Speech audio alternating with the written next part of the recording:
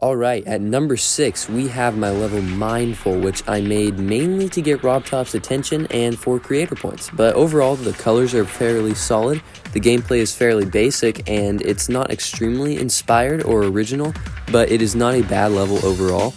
As you can see, it's very formulaic, and it has very similar colors throughout. I wasn't exactly sure what to do with creating at the time, and I was still learning. I mean, I still am learning, but the saw blades were all pretty much the same. The arrows were just copy and pasted everywhere. It was a very Etzer-like level, but modernized in 2.1/2.2 decoration.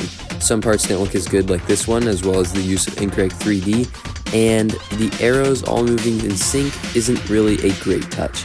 Also, this part does sort of revert back to the original scheme, which can be nice, but this is mainly lazy. I can say with full confidence though that this ending screen is pretty cool, but overall it's a pretty simple level. It's not horrible, but it's by far not my best. Now we get into likely the most subjective placement on this list. You probably think that this level looks a lot worse than the previous one, or maybe you like it and that's great. This level was my first rated level and it was actually featured. Obviously it did not deserve this in 2.2, but this level does have a soft spot in my heart because this was when I was learning how to use glow style and try to make feature-worthy content. The gameplay is kind of unbalanced. The shift part is especially hard and a lot of people complained about it in the comments. While the level is also fairly formulaic and not very polished, it does mean a lot to me and I still put effort into it and try to incorporate creativity into it in general, as well as these club step monsters, which clearly show I just kind of wanted to have fun, which led to where I am now, where I'm not really just looking for creator points anymore. This spider part also sticks out to me because I think it actually does look fairly solid, and I tried to mix 2.2 blocks with older blocks, and I think it was actually done quite well. And sadly, I have used shaders right after, but remember, this was my first 2.2 level. Finally, we're getting into the levels where I started getting on my feet. Even though this isn't perfect, it's much more creative and interesting than my other ones. I tried to use effects and also make a sort of abstract sort of style, if that makes sense, even though it's not really that. It's hard to explain. I also used a lot of these rainbow blending glow blocks everywhere, and overall it turned out as a solid effect level. Also, these cylinders on the side, a classic effect, but I thought it was done well. And these arrows I also tried to make unique, even though they're a little messy and unpolished. It was a very, very fun thing to make, and I was really happy to get out of my comfort zone some more. Ironically, that title screen is wrong to the level's title.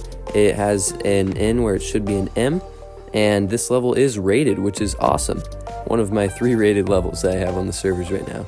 And this part I especially like because even though it uses a lot of shaders, some of the arrows look really cool, and it also just, I feel like it values it and incorporates it into the level that adds to it.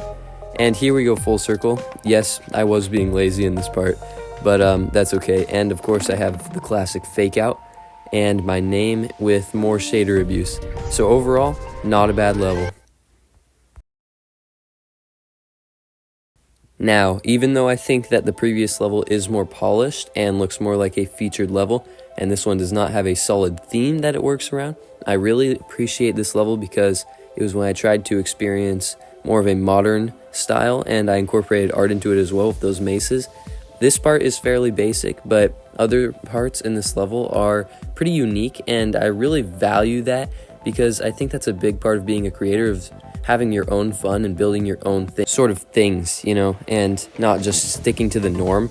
And this part especially, I think, was unique. It has like an interesting background effect that makes use of the scaling trigger, and it also has these side walls that I thought kind of added a magnifying glass feel to it. I'm not really sure what I was doing. I was really experimenting with this level, and that's why I like it so much. Even if it's not as polished as the previous one, it still holds a special place in my heart as well, just like Playload. And it's really a sort of adventure. I also went 20 seconds over the minute cutoff, which I was happy about because it actually was one of the first times I really did that and made more of my level because I wanted to, not because I just wanted to get a feature and make it the easy way out. So make sure you guys are having fun with creating, because this was the first time I did that, and that's part of why I love this level so much, even though it's not amazing. Here we have what I think is still my best level yet, and hopefully more will be to come. At the start, we see a cutscene and a player entering the castle. It sticks with a theme about a castle, and you're fighting off the Phantom. It is based off the level Phantom, and the boss fight is also based off of a boss fight in that level. It's a classic level that I love. This level, I really tried to experiment with art more, and that's the style that I ultimately ended up choosing for most of my levels. And I think that this level is honestly quite solid, even if it's not perfectly polished. That was sort of the fun of it. And I love the concept of traveling and exploring through places like Castlemania, which also uses a castle, which I wasn't trying to inspire this from, but also this graveyard part is really cool, and how you lift up into the backyard. I really put a lot of effort into this level, and the art I put into it was also solid. A lot of the first half of it is cube, which I have to critique because I know the gameplay isn't anything too special, but that was mainly just to drive the narrative and like tell the story of traveling through the castle before you go into the Phantom's lair, which is coming up here now that you're deep underground in the strange land. I do use a lot of black screen transitions, which I realize is a problem. And here we go into the boss battle. This is based off the level Phantom, as you can see. It's a little goofy, but that's sort of the reason I like it. And I tried to use different tactics, like him lifting up the volcano, him being from a different angle, and him shooting fireballs that move upwards, you know? I tried to make a boss battle that was just a little bit resourceful and gimmicky. And here you're traveling through the library after escaping the Phantom, but he's still out there. This part I really tried to put more effort into my art, and those structures are based off Minecraft enchantment tables right there. Anyways, this level has solid gameplay, especially in the last half, and you grab the sword and kill the Phantom, and it's a solid ending to what I think is a solid level. It's nothing amazing, I'm still not a great creator, but this level's a big turning point for me. Sorry if I yapped during this video, I wanted to get right to it for you guys. If you could subscribe and get me a microphone, that would be awesome, honestly. But yeah, have a good day. Thank you.